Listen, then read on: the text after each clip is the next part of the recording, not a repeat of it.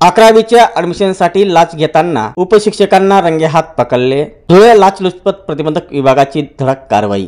एका विद्यार्थ्याच्या 11वी सायन्समध्ये प्रवेश मिळवून देण्यासाठी 20,000ची लाच मागून 10,000चा पहिला टप्पा स्वीकारताना उपशिक्षकांना धुळे लाचलुचपत प्रतिबंधक विभागाच्या पथकाने रंगेहात ताब्यात घेत कारवाई केल्याने शिक्षण क्षेत्रात एकच खळबळ उडाली आहे। सदरचा धक्कादायक प्रकार हा जळगाव जिल्ह्यातील मेहुणबारे येथे समोर आला आहे।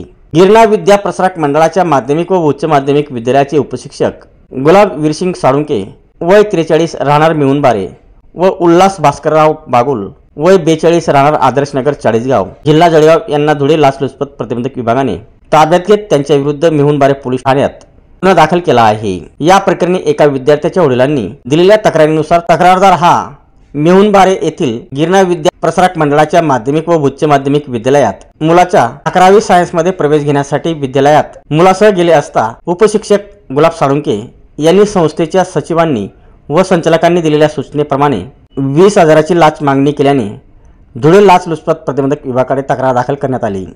दाखल तक्रारीची लाचलुचपत प्रतिबंधक विभागाच्या पथकाने पडताळणी केली असता संशयित उपशिक्षक उल्हास बागुल यांनी लाच देण्यास प्रोत्साहित करून 20,000ची लाच मागितल्याने स्पष्ट झाल्याने पथकाने 10,000चा पहिला टप्पा स्वीकारताना गुलाब साळुंके व उल्हास बागुल या उपशिक्षकांना रंगेहात ताब्यात घेतले। सदरची कारवाई धुळे लाचलुचपत प्रतिबंधक विभागाचे पोलीस उपअधीक्षक सचिन साळुंके, पोलीस निरीक्षक स्वाती खाडे, पोलीस कॉन्स्टेबल राजेंद्र कदम, संतोष पावरा यांनी केली आहे।